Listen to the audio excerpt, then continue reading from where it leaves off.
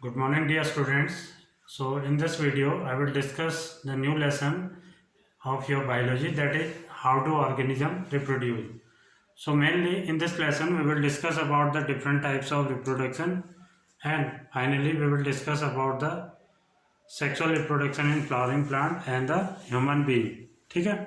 So, first of all, we will start the reproduction. Actually, reproduction होता क्या है, पहले इसके बारे में डिस्कस करेंगे.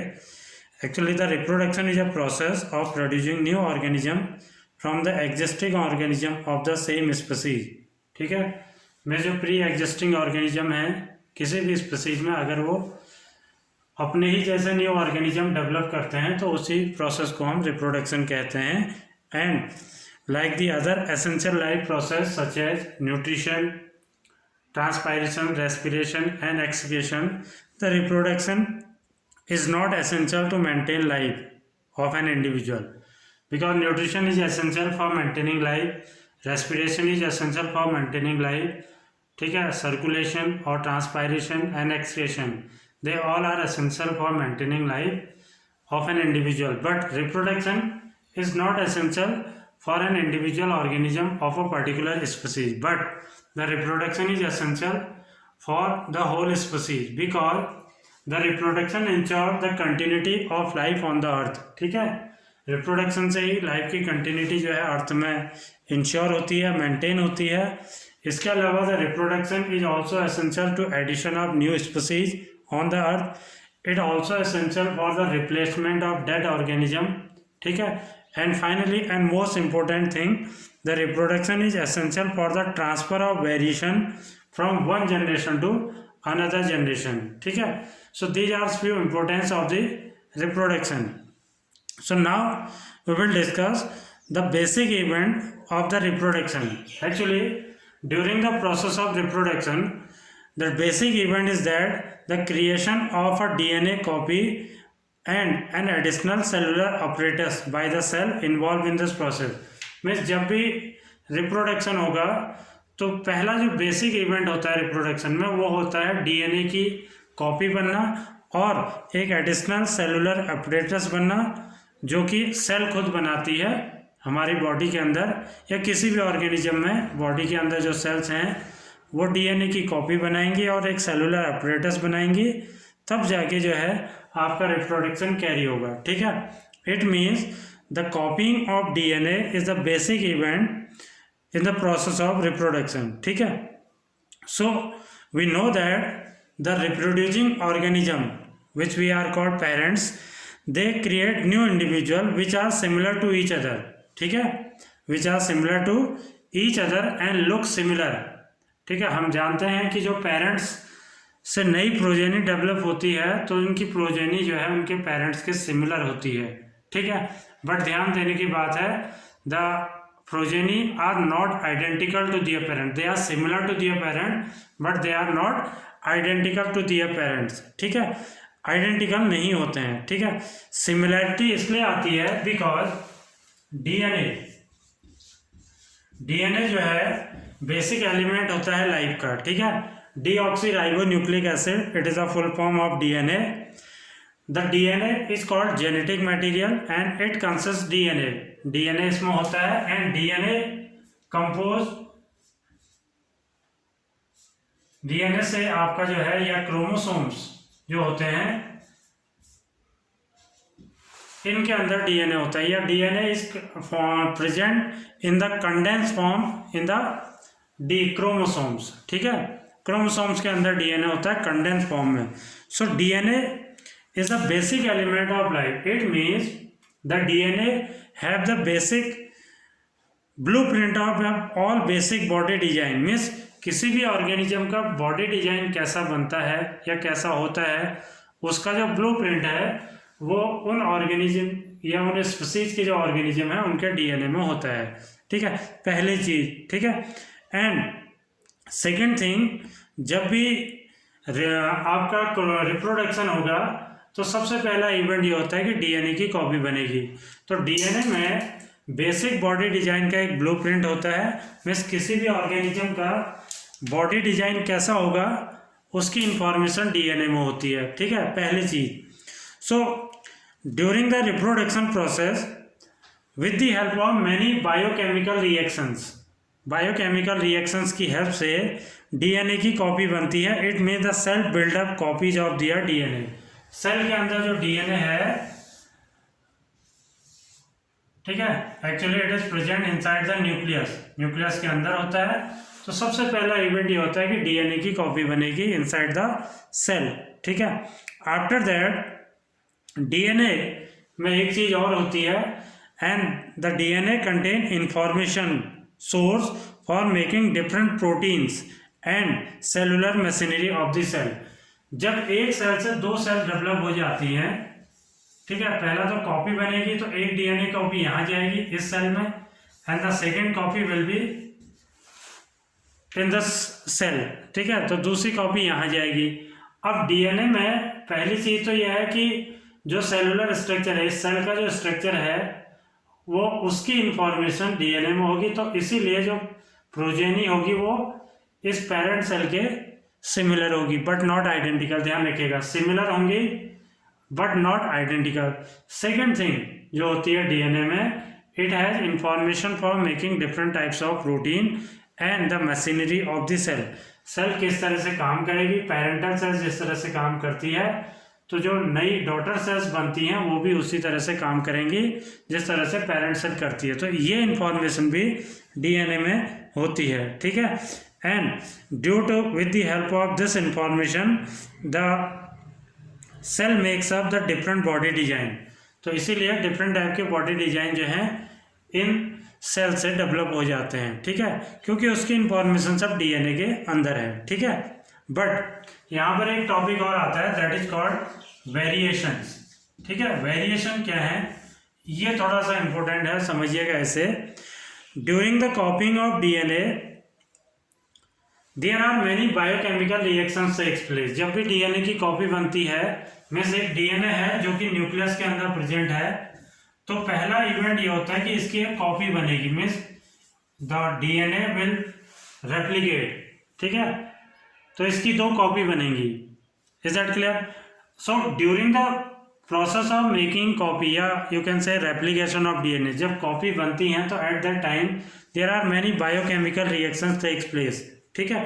बट ये देखा गया है that there is no biochemical reactions are absolutely accurate, और यू कैन से 100% एक्यूरेसी नहीं होती है इन बायोकेमिकल रिएक्शंस में। सो दैट इज वाई जो डीएनए की कॉपीज बनेंगी they are also not 100% accurate, ठीक है। इसीलिए ये देखा गया है कि जो पेरेंट्स और जो उनके प्रोजेनी हैं उनमें सिमिलरिटी होती है, लेकिन वो आइडेंटिकल नहीं होते हैं। क्यों? क्योंकि डीएनए में जो वेरिएशन आ जाते हैं, या you can say during the process of copying of DNA due to the inaccuracy in the biochemical reactions there are many errors takes place in the copies of DNA. जब biochemical reaction 100% accurate नहीं होंगी, तो जो copies बनेंगी as a result of replication of DNA, तो उनमें कुछ ना कुछ एरर्स आ जाएंगी, ठीक है। मीन्स जो ये कॉपीज बन रही हैं, एक डीएनए से दो डीएनए बन रहे हैं, इनमें कुछ एरर्स आ जाएंगे due to the inaccuracy in the biochemical reaction. Now these errors, अब ये जो डीएनए हैं ये प्रोजेनी में जाएंगे, इट मीन्स ये एरर्स जो है वो प्रोजेनीज में ट्रांसफर हो जाएंगी, ठीक है, नेक्स्ट जनरेशन में। So these errors are the source of variation. यही एरर्स जो होते हैं डीएनए कॉपीज में, वही वेरिएशन का सोर्स होती हैं, ठीक है।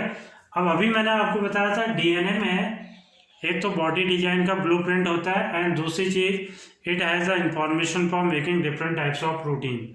तो जिस तरह की इंफॉर्मेशन होगी, ठीक है, जिस तरह का इसमें ब्लूप्रिंट होगा, अगर उसमें कुछ चेंज आ गया due to the inaccuracy in the biochemical reaction during copying of DNA, तो कुछ ना कुछ चेंजेस जो हैं वो पेरेंट्स और उनके प्रोजेनिज में या नेक्स्ट जनरेशन में देखने को मिलते हैं, और इन्हीं डिफरेंसेस को हम कहते हैं वेरिएशन, ठीक है। It means generation to generation ये वेरिएशन जो है आते रहते हैं, और बॉडी डिजाइन में कुछ ना कुछ चेंजेस आपको देखने को जरूर मिल जाएंगे, ठीक है। सो ये बेसिक इवेंट होता है, और यही जो वेरिएशन है ये इन एरर्स की वजह से प्रोजेनिज में आ जाती हैं। Now the variations may be beneficial to an individual or they may be fatal for an individual. ये बेनिफिशियल भी हो सकते हैं और किसी भी इंडिविजुअल के लिए फैटल भी हो सकते हैं, ठीक है। अब बात करेंगे हम इम्पोर्टेंस क्या है, वेरिएशंस की इम्पोर्टेंस क्या है। तो इसको समझने के लिए थोड़ा सा ये समझते हैं that we know that the organisms of a particular species they occupy a well defined place in the ecosystem, और जिसे हम कहते हैं नीचे, मीन्स किसी भी पर्टिकुलर स्पीसीज के जो ऑर्गेनिज्म है इकोसिस्टम में जिस स्पेस को ऑक्यूपाई करेंगे अपने रहने के लिए, रिप्रोडक्शन के लिए, ठीक है, और वहीं पर करेंगे जो उनके लिए सूटेबल होता है। So such type of places are called niches, इनको हम कहते हैं नीचेज, ठीक है। And in the niches the organism increase their population by the ability of reproduction, या to by the ability of reproduce the organism increase their population, ठीक है। These organism which are present in a particular niche in the ecosystem, they have the same body design and will occupy the same niche or place in the ecosystem. उनका body design भी same होता है और वो ecosystem में same place या same निच को भी ऑक्यूपाई करते हैं, ठीक है। So the population tend to wipe out completely, लेकिन जो इस निच में पूरी पॉपुलेशन है it may be wiped out if the niches suitable for an organism of a particular population is drastically change. अगर इस निचेज में जो कि एक पर्टिकुलर स्पीसीज के ऑर्गेनिज्म के लिए सूटेबल है, अगर इस निचेज में ड्रेस्टिकली मीन्स सडनली कोई चेंज आ गए तो मोस्ट ऑफ द पॉपुलेशन या जितने भी इंडिविजुअल हैं उस स्पीसीज के, तो most of the individual will be wiped out, they will be die. क्यों? क्योंकि नीचेज में या उस प्लेस में जहाँ पर ये रहते हैं जो इनके लिए सूटेबल है उसमें ड्रेस्टिक बहुत सडन चेंजेस आ जाते हैं, ठीक है। एग्जाम्पल से समझते हैं, ठीक है। लेकिन एक ध्यान चीज देने की है यहाँ पे, if there are variation in the few individual of the species, अगर इस स्पीसीज के कुछ इंडिविजुअल्स में ऐसा वेरिएशन है कि उस चेंजिंग कंडीशन को वो टॉलरेट कर सकते हैं, देन दे विल सर्वाइव, ठीक है, वो सर्वाइव कर जाएंगे and rest of the population will be wiped out. For an example suppose a colony of bacteria, एक बैक्टीरिया की पूरी कॉलोनी है which live in a temperate water, ठीक है। Temperate water it means the water which have a moderate temperature, जिसका temperature moderate होता है, perfect होता है फॉर लिविंग। सो कंसिडर कीजिए कि बैक्टीरिया की पूरी कॉलोनी है जो एक टेम्परेट वाटर में रहती है, but due to global warming, ये अब ये बैक्टीरिया के लिए निच हो गया जिसमें ये जिस वाटर में रहते हैं टेम्परेट वाटर में, due to global warming if the temperature of the water is suddenly change, अगर ग्लोबल वार्मिंग की वजह से वाटर का टेम्परेचर सडनली चेंज हो गया तो क्या होगा, most of the bacteria will be die because they have no variation and they can not tolerate the increase temperature of water, तो most of the bacteria will be die. But if the few variant bacteria which are present in this population, अगर कुछ variant हैं, ऐसे variant which have the characteristics या which have the variation to tolerate the increased temperature of water, मतलब जो temperature increase हो रहा है अगर उसको टॉलरेट करने का वेरिएशन या कैपेबिलिटी उनमें है, अभी कैपेबिलिटी कैसे आएगी, अगर उनमें वो कैरेक्टरिस्टिक्स होगा तभी आएगी। तो देन दोज ऑर्गेनिज्म जिन्हें हम वेरिएंट्स कहते हैं जो बाकी पॉपुलेशन के ऑर्गेनिज्म में नहीं है, तो these variant will be survive, तो वो इस कंडीशन में सर्वाइव कर जाएंगे and they will reproduce and increase their population. Now further the same variation will be transmitted to next generation of the bacteria, ठीक है। So it means the variations, अगर variation नहीं होते उन बैक्टीरिया में भी जो हीट को टॉलरेट कर सकते हैं या टेम्परेचर जो इंक्रीज हो रहा है उसे टॉलरेट कर सकते हैं, तो बैक्टीरिया की सारी पॉपुलेशन डाई हो जाती, तो यहाँ पर कोई भी बैक्टीरिया नहीं बचते, ठीक है। So it means overall conclusion ये निकलता है that the variation will increase the survival chances of the organism. Variation हमेशा अगर होते हैं, अगर किसी ऑर्गेनिज्म में वेरिएशन, तो वेरिएशन उस ऑर्गेनिज्म के सर्वाइवल चांसेस को हमेशा इंक्रीज कर देते हैं, ठीक है, पॉसिबिलिटी बढ़ जाती है सर्वाइव करने की। Is that clear? So this is the importance of variation. Clear?